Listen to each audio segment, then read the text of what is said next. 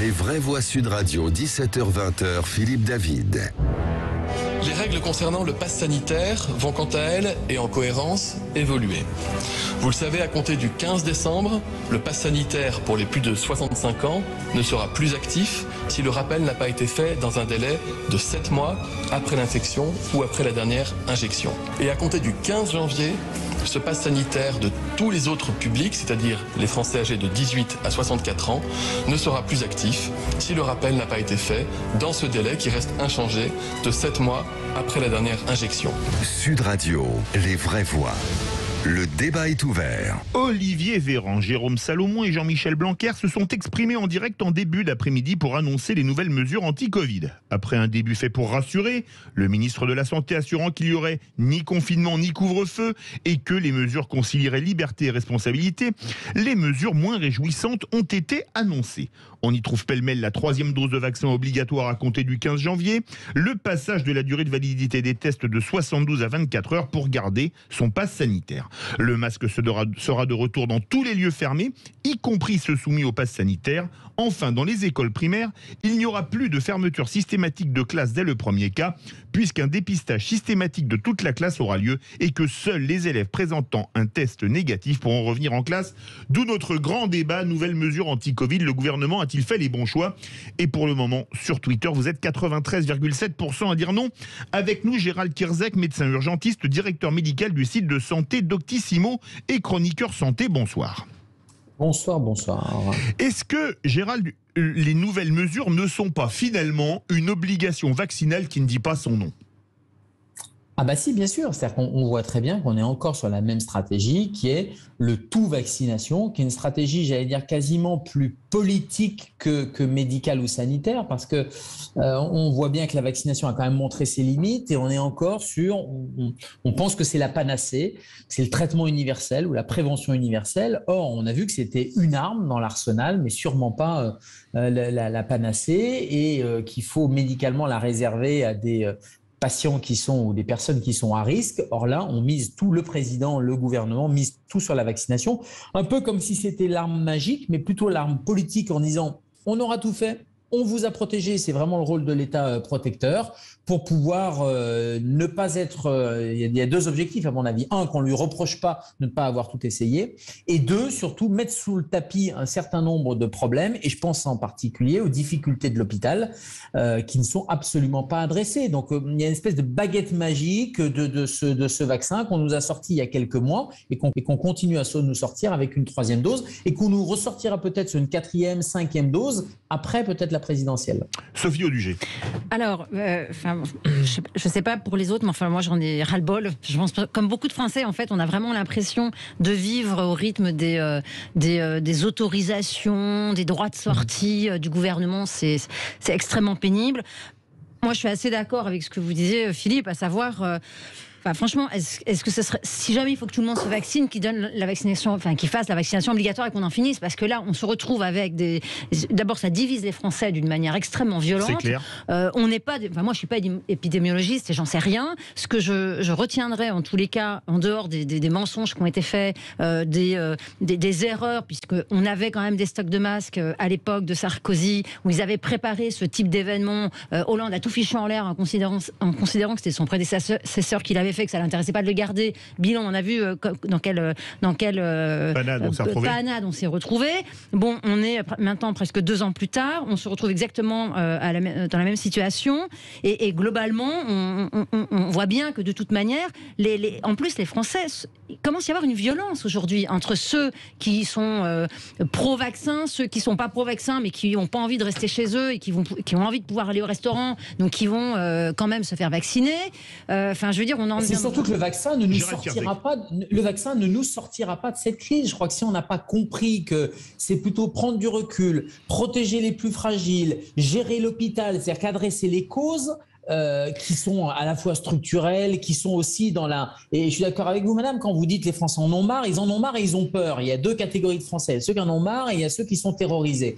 Et on a l'impression que le vaccin, c'est un peu la piqûre magique, etc. Mais ce n'est pas la piqûre magique, ça ne nous sortira pas de cette crise-là. On l'a vu, on nous disait il y a 6 mois ou il y a 8 mois, regardez, passe sanitaire, on vous vaccine et on n'en parle plus, vous pouvez aller au restaurant et reprendre une vie normale. Ce n'est pas le cas. Regardez Israël qui est en train de parler d'une 4e dose. Je voudrais juste intervenir sur ce que vous dites. Les gens ont peur. Moi, je veux dire, ils ont peut-être peur du vaccin, mais les gens ont surtout peur de voir comment nos gouvernants sont pas capables de gérer ce truc-là. Moi, honnêtement, ça me déplaît fortement qu'on soit en train de discuter de ces questions-là, alors qu'on a normalement des professeurs qui sont hyper compétents sur ces sujets-là, mais qui traitent la question ensemble et qui fassent leur boulot quelque part. Gérald Kierzek et après Tom Conan. Les citoyens.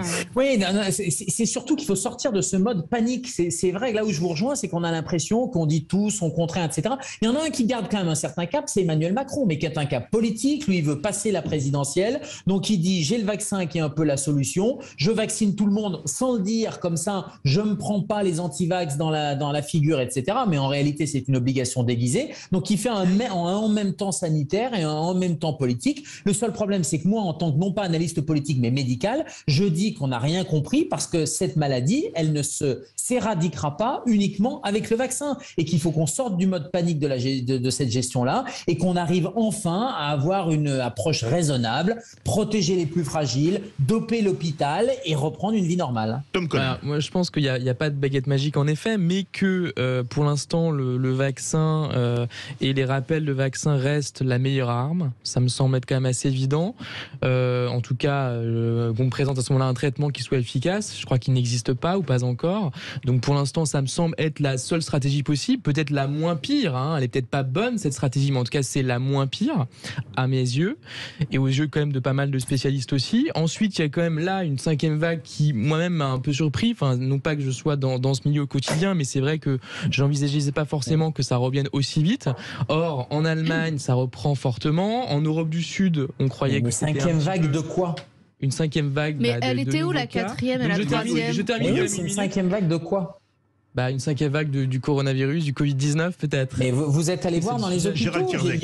Vous êtes allé voir dans les hôpitaux. Il y a absolument aucune vague de patients hospitalisés. Ah bah oui, mais moi j'aimerais bien que les médias aussi aillent voir un peu dans les hôpitaux. Je termine quand même parce que j'ai été coupé plusieurs fois. Donc dans le micro. Reprise en Allemagne. Je peux aussi par exemple l'agence de presse Bloomberg, qui a priori est une agence de presse sérieuse, qui parle beaucoup du cas de l'Allemagne. Ensuite là un article de Libération qui date d'aujourd'hui, d'hier, sur la reprise des cas de manière importante dans l'Europe du Sud, qui jusqu'à présent était plutôt en effet relativement épargnée, Espagne, Portugal, Italie.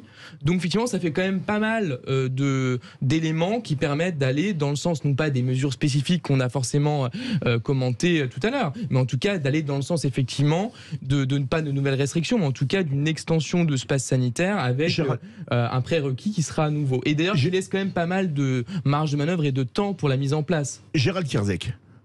Mais vous dites qu'il y a une vague, 3e, 4e vague, il n'y en a pas eu. Il y a eu des cas positifs.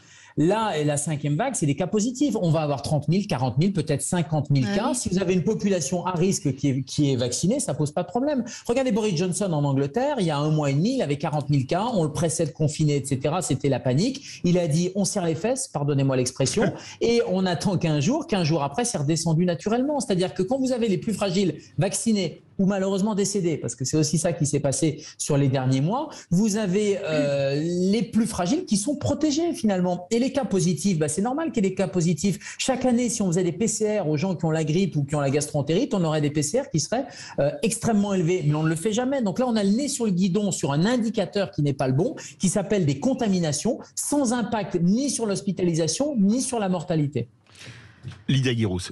Oui, moi j'ai l'impression depuis le début de cette crise qu'en fait c'est la peur et la panique qui est en train en fait de nous diriger, et la peur et la panique c'est souvent les pires ennemis de nos libertés, et on est prêt à accepter tout parce qu'on a peur de tomber malade, voire peur de mourir. Je voudrais vous demander, docteur, combien de personnes avec des comorbidités et des personnes très âgées ne sont pas encore vaccinées, parce que je pense que normalement on aurait dû les cibler en priorité pour les protéger, comme ils disent. Et enfin, je voudrais qu'on arrive sur la question de la vaccination qui va sans doute devenir obligatoire dès début 2022, comme l'a dit le ministre de la Santé. Début 2022, c'est demain, c'est dans un mois et demi. Des enfants à partir de 5 ans. J'ai l'impression, je suis pas médecin, mais j'essaye d'écouter et de comprendre que la balance bénéfice-risque est très très limitée pour les enfants. Et s'il s'agit de vacciner des enfants de 5 ans pour protéger des adultes, pourquoi on ne vaccine pas de manière obligatoire les adultes pour essayer de préserver les enfants? Pourquoi on ne voit pas les choses de cette manière-là? Non, mais vous avez raison. Alors, soit les personnes à risque, il y a 10% à peu près des plus de 80 ans qui sont les plus à risque, qui ne sont pas vaccinés. C'est eux qu'il faut aller chercher en priorité. Ils ne sont pas primo-vaccinés. Donc, c'est ça la priorité numéro 1. Priorité numéro 2, ça serait d'aller vacciner les plus de 65 ans et les autres avec une 3e dose éventuellement. Encore que, vous voyez, il y a pas mal de gens qui ont 50 ans, 60 ans, qui sont en parfaite santé et 2 doses leur suffit amplement. Troisièmement, et ça c'est pour répondre à votre question sur les enfants, il ne faut pas toucher aux enfants. La balance bénéfice-risque, elle est défavorable sur le court terme parce qu'ils n'ont pas de risque de la maladie et sur le long terme, on ne sait pas. Et quand on ne sait pas, on s'abstient. Alors après, l'argument qui est de dire, parce que ça commence à bien faire, d'accuser les gamins à chaque fois de contaminer papy, mamie, partager la bûche en deux et d'aller manger à la cuisine. Oui. Rappelez-vous ce qui avait été dit l'année dernière, ce qui était plutôt de l'ordre du ridicule. Les enfants, on les a stigmatisés en disant c'est eux qui contaminaient papy et mamie. Le virus circule chez les enfants. Ils se contaminent entre eux. Papy et mamie sont vaccinés, donc il n'y a pas de problème. Ils seront peut-être même triplement vaccinés, donc il y a encore moins de problèmes parce qu'ils ne feront pas de forme grave. Et je vais vous dire, il y a un bénéfice à ce que le virus circule chez les enfants. Pourquoi ? Parce qu'ils vont développer une immunité naturelle. Et cette immunité naturelle, elle est plus solide et elle est plus durable que l'immunité post-vaccinale. Et en plus, elle stérilise la maladie, c'est-à-dire qu'elle empêche la transmission. Et c'est que comme ça qu'on arrivera à éradiquer et avoir des vagues de contamination. J'ose même plus employer le mot de vague, qui vont diminuer progressivement. Le sujet fait énorme. Vous avez une question très courte. Très rapidement, docteur, je vous remercie pour ce que vous venez de dire et je trouve que c'est des propos qui sont extrêmement responsables et qui font du bien. Que répondez-vous à ce nephrologue des plateaux télé, Gilbert Deray, qui a des déclarations qui sont scandaleuses, qui culpabilisent les enfants. Alors j'explique, qui a dit sur une chaîne de télé de service public que le cerveau des enfants qui avaient eu le Covid était comme les personnes qui avaient eu la maladie d'Alzheimer. Alors désolé, ça fera 2 ans dans quelques jours que j'ai perdu ma mère de la maladie d'Alzheimer et les médecins m'avaient dit à l'époque, peut-être que ça a changé, qu'on ne voyait rien à l'IRM. Alors Gérald Kierzek... Est-ce que l'ordre des médecins peut faire quelque chose contre... ces spécialistes? Moi, je resterais très confraternel. Je dirais, la néphrologie, c'est la spécialité des reins et en plus des adultes en ce qui concerne mon confrère. Deuxièmement, je dirais que le code de déontologie et le code de la santé publique obligent à une prudence dans les propos, de données qui sont vérifiées et surtout d'être prudent sur la répercussion que ça a auprès du grand public. Et je pense que c'est très anxiogène et que tous ces discours sont très anxiogènes et c'est pas tout à fait le rôle des médecins. Et troisièmement, sur le fond, est-ce qu'il y a beaucoup d'enfants en réanimation? Extrêmement peu. C'est des enfants qui ont des comorbidités. Et sur les IRM cérébrales ou les scanners cérébraux qui ont été faits, il y a des lésions vasculaires, mais comme chez l'adulte d'ailleurs, et qui ne sont pas du tout comparables avec des lésions d'Alzheimer. Donc je trouve que cette comparaison est plus que fausse, douteuse et très anxiogène. On part au 0826 300 300. Vous êtes très nombreux à réagir. On va prendre Renaud de Seine-Saint-Denis et Marc de Paris. Je vais vous demander d'être rapide pour que Gérald Kierzek et les Vraies Voix puissent échanger avec vous. Bonsoir Renaud. Bonsoir Philippe David et bonsoir à vos chroniqueurs de ce soir. Alors on vous écoute, on va faire court. Bien, je propose que Gérald Kierzek soit ministre de la Santé dans un prochain gouvernement, si jamais par chance nous avons une alternance qui serait fort bienvenue pour le pays. Gérald Kierzek, ministre de la Santé, faudra lui demander, mais c'est peut-être pas le moment. Non, mais moi je suis praticien de terrain, et ce que je dis, c'est la voix de la raison, en fait. Vous êtes les grands voix. C'est vrai que vous êtes extrêmement raisonnable, c'est pour ça qu'on aime beaucoup vous avoir sur Sud Radio. Renaud. Oui, bien écoutez, tout dépend, pour la question qui est posée, tout dépend où est-ce qu'on se place. Si on se place en termes d'efficacité, en termes politiques, d'un point de vue strictement cynique, je trouve que c'est très très bien joué, puisque le gouvernement continue à instiller la peur, fortement aidé par comme la majorité des médias. On peut avoir parfois un petit peu d'esprit critique grâce à vous, Sud Radio, avec les excellents Françoise Degois et Alexis Poulain, heureusement qu'on les a. Et sinon, après, pour le reste, eh bien, c'est d'un point de vue cynique et politique, c'est très très bien joué, donc on va continuer à instiller de la peur et que ça permettra effectivement d'aller tout doucement jusqu'au mois d'avril 2022 pour la présidentielle, puisque c'est très bien que les sondages sont un peu bidonnés et qu'on est en train de nous préparer à une réélection inéluctable de M. Macron. Pour vous, on joue avec la peur, Renaud. Alors, merci beaucoup, Renaud. On prend Marc de Paris. C'est toujours l'Île-de-France. Bonsoir, Marc. Oui, bonsoir, Sud Radio. Bonsoir, M. Dabil. Bonsoir, M. Kersek. Bonsoir, cette merveilleuse radio. Voilà, je suis un ancien médecin. Juste pour rappeler... Ah ben attendez, excusez-moi, je pensais que j'avais été coupé. Oui, juste pour rappeler, le Point a publié... il y a environ un mois et demi les résultats des meilleures cliniques et meilleurs hôpitaux de France. Parmi les pages de ce bouquin, il y avait les statistiques des hôpitaux et des régions atteintes du Covid. Donc le résultat, c'est du 1er janvier 2020 au 31 mai 2021. Donc hôpitaux publics de Paris contre hôpitaux publics de Marseille. C'est l'ancienne rivalité. Paris, 41 000 hospitalisés, 8 500 en réa. Marseille, 22 000 hospitalisés, 1 700 réa. Pourquoi il y en a 4 fois moins à Marseille? Parce qu'ils ont traité plus tôt. Souvenez-vous des queues d'attente. Et aussi, il y a beaucoup moins d'habitants à Marseille qu'à Paris en Ile-de-France. Hein. Ça joue aussi. Je retiens les statistiques. 41 000 hospitalisés à Paris, 22 000 à Marseille. Sur les 41 000 de Paris, 8 500 en réa, 1 700 à Marseille. Marc, on va faire réagir Gérald Kirzek aux deux remarques. Gérald, merci beaucoup. Marc, qu'est-ce que vous voulez répondre à Renaud qui dit on joue sur les peurs et à Marc de Paris qui est un de vos anciens confrères manifestement retraité? Non mais clairement, il y a tout un discours anxiogène et moi je pense qu'il faut atterrir, sortir de ce discours anxiogène et atterrir, mais l'atterrissage il sera, je pense, après la présidentielle et pas avant la présidentielle, et on continue à jouer, même si on sent quelques dissensions entre le président de la République et le ministre de la Santé et même entre ministres. Cet après-midi à la conférence de presse entre Blanquer et Véran, on sentait bien que Véran voulait pousser la vaccination obligatoire, qui serait une vraie bêtise à mon avis et qui n'a aucun rationnel médical pour les enfants, alors que Blanquer a dit non, attendez, on n'en est pas du tout là, etc. Et sur l'histoire donc je voudrais qu'on sorte de cette peur, parce que c'est que la peur c'est très mauvais pour le système immunitaire en plus. Le stress, ça baisse le système immunitaire. Donc on ferait mieux de jouer sur l'optimisme, qui me permet de faire la transition avec Marseille, parce qu'il y a quelqu'un à Marseille, moi je suis ni pro ni anti-Raoult, parce qu'on voit bien que c'est la question qui est sous-tendue par mon ancien confrère. Toute chose égale par ailleurs, les prises en charge ont été sûrement différentes. Ce qui est clair, et ça permettrait de sortir de la peur, c'est de dire que depuis mars 2020, novembre 2021, on traite le Covid. On traite de manière préventive, c'est-à-dire quand vous avez quelqu'un qui est à risque, qui est Covid positif, on lui donne un saturomètre, il surveille sa saturation en oxygène et dès que ça baisse, on le prend aux urgences, on lui fait un scanner. Si les poumons commencent à être atteints, on lui donne antibiotiques, anticoagulants, oxygène et on le tire d'affaire avant qu'il aille en réa.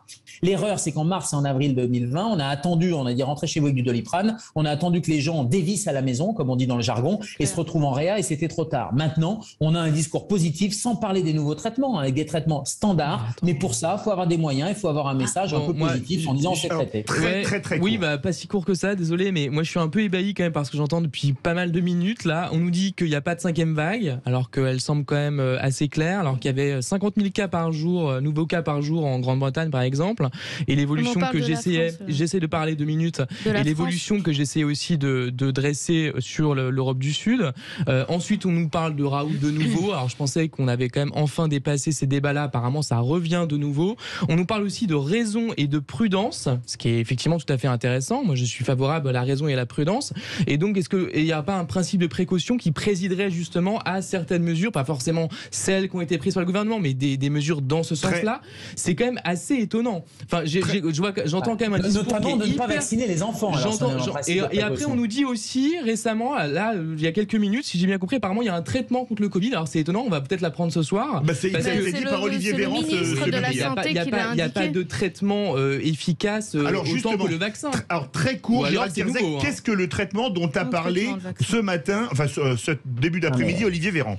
Il y a deux choses. Il y a les prises en charge précoces, et c'est ce qu'on fait, mais depuis plusieurs mois, en hospitalisant les gens, leur mettant de l'oxygène, de la corticothérapie, article du New England de juillet 2020 qui a révolutionné la prise en charge, les antithrombotiques également, le Venox, toutes ces molécules pour éviter les thromboses. Ça, c'est la prise en charge standard. Et puis, il y a les nouvelles molécules, parce que là aussi, on attend les molécules miracles, comme le vaccin miracle. La molécule miracle, c'est le molnupiravir, qui est un antiviral, qui est par le laboratoire Merck. Il y en a un deuxième par le laboratoire Pfizer, qui sont des molécules qui seront réservées réservé aux patients à risque. Mais encore une fois, j'aimerais qu'on passe ce discours un peu positif de dire si vous avez le Covid, vous n'allez pas en mourir parce qu'on a la possibilité de vous prendre en charge d'ores et déjà et depuis quelques mois. Merci beaucoup, docteur Gérald Kierzek, médecin urgentiste, directeur médical du site de santé Doctissimo. Verdict sur Twitter, vous êtes 93,8% à dire que le gouvernement n'a pas fait les bons choix. De suite, on va partir du côté du Tarn pour rencontrer des agriculteurs qui ne sont pas contents.